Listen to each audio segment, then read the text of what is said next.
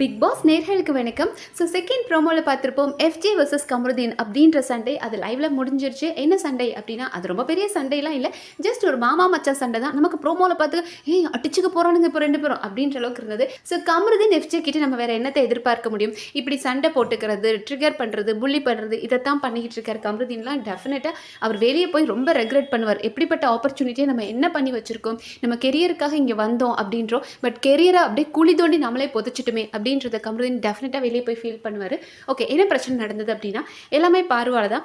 So பாரு அவங்களுக்கு காஜியாக பேசணும் அப்படின்றதுக்காக கமருதீனோட மைக்கை பல தடவை கலட்டி வச்சுருக்காங்க. அப்போ கமருதீனுக்கும் அறிவு வேணும். நம்மக்கிட்ட இத்தனை தடவை மைக்கை போடுங்க அப்படின்னு சொல்கிறாங்கன்னு போது நம்ம அதை தப்பை பண்ணக்கூடாதுன்றதை விட்டு அவங்க சொல்கிறாங்க, அவள் ஈன்னு இழிச்சானா இவரும் இழிச்சிட்டு போயிடுறாரு. ஸோ அதனால் ரெண்டு பேரும் மைக்கை மறைச்சி பேசி கேஸ் வாங்கிட்டாங்க. அந்த கேஸ் வந்துட்டு விசாரிக்கப்படுது. ஸோ விசாரிச்சுட்டு இருக்கும்போது பார்வதி என்ன சொல்கிறாங்க அப்படின்னா, நான் மட்டும் இந்த வீட்டில் தப்பு பண்ணலை, நான் மட்டும்தான் மைக்கை மறைச்சி பேசுகிறது, இல்லைன்னா கழட்டி வச்சு பேசுறது, நான் மட்டும்தான் பேசுகிறேன்னா இந்த வீட்டில் அரோரா அண்ட் துஷார் இதை பண்ணியிருக்காங்க, எஃப்ஜே அண்ட் வியானா பண்ணியிருக்காங்க அப்படின்னாங்க. ஸோ இது எஃப்ஜேக்கு ட்ரிகர் ஆயிடுச்சு. சும்மா இல்லாமல் நீ வேறு என்ன பேசுறியா, இரு நீ என்ன ட்ரிகர் பண்ண நான் உன்ன பண்ணுறேன் அப்படின்ற மாதிரி பார்வதிக்கு ஆப்போசிட்டாக என்ன பாயிண்ட்லாம் வருதோ, லைக் இப்போ நம்ம சபரி தான் அட்வொகேட்டாக இருக்கார், அவர் ஒவ்வொரு பாயிண்ட் எடுத்து பேசும்போதும் சரி, ஒவ்வொரு விட்னஸும் வந்து ஆமாம் பார்வதி கமருதீன் இதெல்லாம் பண்ணியிருக்காங்க அப்படின்னு சொல்லும் போதும் சரி, அவர் பயங்கரமாக கிளாப் பண்ணுறாரு. சரி, நார்மலாக கிளாப் பண்ணுறதை விட ஒரு வெறித்தனமான கிளாப், அது ஆப்போனண்ட்டை ட்ரிகர் பண்ணுற மாதிரி பயங்கரமான கிளாப். ஸோ பார்வதியை வெறுப்பேற்றணும் அப்படின்றக்காகவே தான் அவர் பண்ணுறாரு. அண்ட் சாண்ட்ராலாம் ஒரு பாயிண்டில் வந்துட்டு அவங்க மைக்கு மறைச்சி ஏதோ பேசியிருக்காங்க அப்படின்ற மாதிரி சொல்லிட்டாங்க, அதுக்கும் பயங்கரமாக கிளாப் பண்ணிட்டு இருந்தார். ஸோ ஒரு பாயிண்டில் ஆக்சுவலி நம்ம பார்வதி இப்போன்னு கிடையாது, எப்போதுமே அவங்களால வாய் மூடிட்டு இருக்கவே முடியாது. வீக்கெண்ட் ஆச்சு அப்படின்னா சேதுபதி சார் இருக்கும்போதே ஏதாவது எக்ஸ்பிரஷன், ஏன்னா பேசினா திட்டு விழுன்றதுக்காக எக்ஸ்பிரஷன் அப்படி இப்படின்னு கண்ணு வாயின்னு மூஞ்சி ஃபுல்லாக முகபாவனைகள் காட்டுவாங்க இல்லையா. ஸோ ஒன்று எக்ஸ்பிரஷன் கொடுப்பாங்க, இல்லைனா ஏதாவது ஒன்றுனா பேசிக்கிட்டே இருப்பாங்க. அப்படி அங்கே கோர்ட்டுக்குள்ளே உட்காந்தே பேசிக்கிட்டே தான் இருக்கிறாங்க. அவங்க பேசுகிறாங்க, எஃப்ஜே பேசுகிறாங்க. அண்ட் இது ஒரு பாயிண்டில் ஒரு ஃபிஷ் மார்க்கெட் மாதிரி ஆயிடுச்சு. ஏன்னா எஃப்ஜே எந்திரிச்சு கத்த ஆரம்பிச்சிட்டாரு. ஒரு பக்கம் ஜட்ஜாக இருக்கிற வினோத் இருந்துட்டு ஏன்டா இப்படி பண்ணுறீங்க அப்படின்னு அவர் கத்துறாரு. அண்ட் பிக் பாஸ் இப்போ கூப்பிட்டு வார்ன் பண்ணார் நம்ம வினோத்தை கூப்பிட்டு, இது வந்து ஒரு கோர்ட் மாதிரியே இல்லை, ஜட்ஜு நீங்கள் இருக்கீங்க, நீங்களும் போய் ஆடியன்ஸ் கிட்ட பேசிட்டு இருக்கீங்க. ஏன்னா ஜட்ஜுன்றதை மறந்து அவர் ரம்யாவை கலாய்ச்சிட்டு இருந்தார் வினோத், பல கவுண்டர்ஸ் கொடுத்துட்டு இருக்கிறாரு. ஸோ நீங்களும் ப்ராப்பராக நடந்துக்கிறது இல்லை.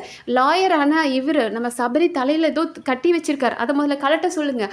ஆடியன்ஸ் எந்திரிச்சு கத்துறாங்க, என்ன நடக்குது, இது வந்து ஒரு கோர்ட் மாதிரியா இருக்குது, ஸோ ப்ளீஸ் அந்த இதை மெயின்டைன் பண்ணுங்க அப்படின்னு. ஸோ அந்த அளவுக்கு இவனுங்க கத்திக்கிட்டே தான் இருக்கானுங்க. அண்ட் பார்வதி அண்ட் எஃப்ஜிக்குள்ளே அந்த ஒரு ஈகோ கிளாஷ் எப்போவுமே இருக்கும். நீ பெருசா நான் பெருசான்னு ரெண்டு பேரும் கத்துற மாதிரி கத்திட்டு இருந்தாங்க. ஸோ ஒரு பாயிண்டில் வந்துட்டு எஃப்ஜி சொன்னார், இப்படிலாம் நீ சொல்கிறிய இல்லையா, டெக்கோரம் மெயின்டைன் பண்ணும் அப்படின்னு எங்களை சொல்கிறியே, நீ அட்வொகேட் ஃபேமிலியிலேருந்து வந்திருக்க, உனக்கு அது தெரியாதா, நீயே பேசிக்கிட்டே இருக்க அப்படின்னு அவர் கேட்டார்.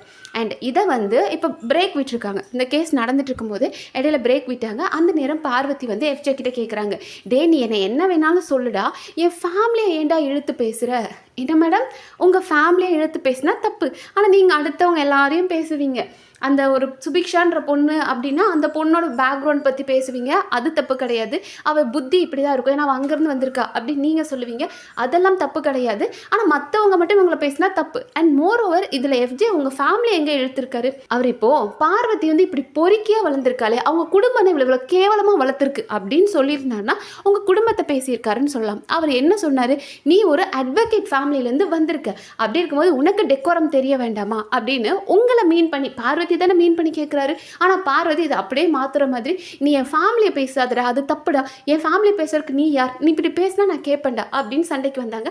அப்போ அவரும் இருந்துட்டு, நீ அதை மெயின்டைன் பண்ணுறியா, எங்களெல்லாம் பேசக்கூடாது, என் கேஸ் வரும்போது நீ என்ன மாதிரி என்ஜாய் பண்ணி என்னெல்லாம் பேசினேன், அப்போ உன் கேஸ் வரும்போது நான் ஒரு கிளாப் பண்ணுறதுல என்ன தப்பு இருக்குது, நீயே அதுக்கு கவுண்டர் கொடுத்துக்கிட்டே இருக்க அப்படின்னு அவர் பேசும்போது கமருதீன் வந்துட்டார். உடனே பார்வதி, பாருடா இவனுக்கு ஏன்டா புரியவே மாட்டேங்குது, சொன்னால் ஏதாவது கேட்குறாங்கடா அப்படின்ட்டு இருந்தாங்க. அப்புறம் தான் கமருதீன் ஆரம்பிக்கிறார், என்னடா அவள் சாண்ட்ரா வந்து ஏதோ சொல்கிறா, லைக் அவங்க என்னமோ பேசியிருக்காங்க அப்படின்னு அவள் சொல்கிறா, நீ அதுக்கு கிளாப் பண்ணுற, அது வெளியே எப்படி போகும் அப்படின்னு. யோ கமருதீன், நீ என்னையா இன்னும் நினச்சிக்கிட்டு இருக்க? நீங்கள் மைக்க மறைச்சி பேசுகிறீங்க இல்லையா, அப்போ புரியாத மக்களுக்கு சாண்ட்ரா சொன்னதுக்கப்புறம் தான் புரிய போகுதா? எனக்கு புரியல. நம்ம கமருதீன் என்ன மைண்ட் செட்டில் இருக்காருனே புரியல. இவங்க மைக்கை மறைச்சிட்டு பேசுவாங்களாம், ஸ்மோக்கிங் ஏரியா போய் தனியாக பேசிட்டு வருவாங்களாம், என்னை ஏன்டா திரும்ப திரும்ப கூப்பிடுறேன்னு இவங்க கேட்பாங்களாம். அப்போல்லாம் நமக்கு ஒன்றுமே புரியாதான். சாண்ட்ரா சொன்னால் தான் நம்ம அதை தப்பாக நினைப்போமா? அப்போ மற்றவங்க என்ன நினைப்பாங்க? நீ யோகியமா, நீயும் தானே இதை பண்ணியிருக்க. எஃப்ஜேவை கேட்குறாரு கமருதீன். நீ வந்து ஒரு வாரம் ஆதிரை கிட்ட பேசுவ, ஒரு வாரம் வியானாட்ட பேசுவ, என்னமோ பேசிட்டு போ, நான் ஏதாவது சொல்கிறேன்னா, ஆனால் நீ மட்டும் என்னை பற்றி பேசும்போது நீ ஏன்டா கிளாப் பண்ண அப்படின்ற ஆர்குமெண்ட் ஆரம்பிச்சு தான் அது எப்படி கமருதீன் அது இதுவும் ஒன்றாகும். ரெண்டு பேருமே தப்பு பண்ணியிருக்கீங்க தான். யார் மைக்க மறைச்சு பேசினாலும் அது தப்பு தான்.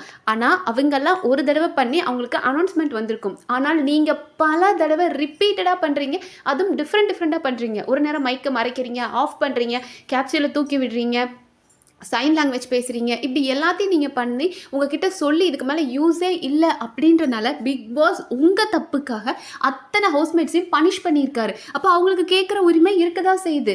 நீங்கள் எங்கள் இடத்துலையும் உங்களுக்கும் பார்வதி, கமருதீன் அண்ட் பார்வதிக்கு எந்த இடத்துலையும் குற்ற உணர்வே இல்லாமல் அதை டிஃபெண்ட் பண்ணும்போது தான் இதை பார்க்க நமக்கு எரிச்சலாக இருக்குது. இதை எதுக்குலாம் நாங்கள் பார்க்கணும்? அந்த ரெண்டு ஜென்மங்களுக்கும் அறிவும் வராது, இந்த ஒரு குற்ற உணர்வு, அந்த கில்ட்டி கான்ஷியஸே அவங்களுக்கு கிடையாது. அப்புறம் ஏன் இதை போட்டு எங்கே உயிர் எடுக்கிறீங்கன்ற மாதிரி தான் இருக்குது. பாயிண்ட்ல ரெண்டு பேரும் அடிச்சுக்கிற மாதிரி மூஞ்சிக்கு நேரம் வந்து நின்று என்னடா பண்ணுவேன்ற மாதிரி போச்சு. அண்ட் அதுக்கப்புறம் எஃப்ஜே இருந்து நான் உன்கிட்ட பேசுவேன், அவகிட்ட பேச மாட்டேன் அப்படின்னு சொல்லிட்டு அப்புறம் கமருதீன் கூட கூட்டிட்டு போய் ரெண்டு பேரும் பேசினாங்க. இந்த சீசன் பத்தி என்ன சொல்றது, கடைசி வரைக்கும் 100 நாள் வரைக்கும் இவனுங்க கத்திக்கிட்டே தான் இருக்க போறாங்க. ஏன்னா பார்வதி த இரிட்டேட்டிங் டு த கோர்.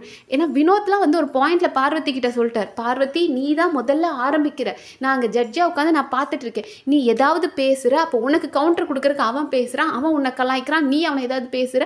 இப்போ பிக் பாஸே நம்மகிட்ட அனௌன்ஸ் பண்ணி அனுப்பியிருக்காரு, தயவு செஞ்சு ஒரு டெக்கோரம் மெயின்டைன் பண்ணுங்கன்னு சொல்லியிருக்காரு. கொஞ்ச நேரம் அமைதியாக இருக்கு. அது பார்வதியால் முடியவே முடியாது. அவங்க வாய் சும்மாவே இருக்காது. அவங்கள யாராவது ஒருத்தர் குறை சொல்லிட்டாங்க அப்படின்னா அதை பேசிக்கிட்டே இருப்பாங்க. த மோஸ்ட் இரிட்டேட்டிங் பர்சனாக இருக்கிறாங்க பார்வதி. அதனால தான் அவங்கள மாதிரியே கேரக்டரில் இருக்க எஃப்ஜேக்கும் அவங்களுக்கும் ஆக மாட்டேங்குது. ஸோ பார்ப்போம் வேறு என்ன இன்ட்ரெஸ்டிங்காக நினைக்க நம்ம அடுத்த வீடியோவில் பார்க்கலாம். நன்றி.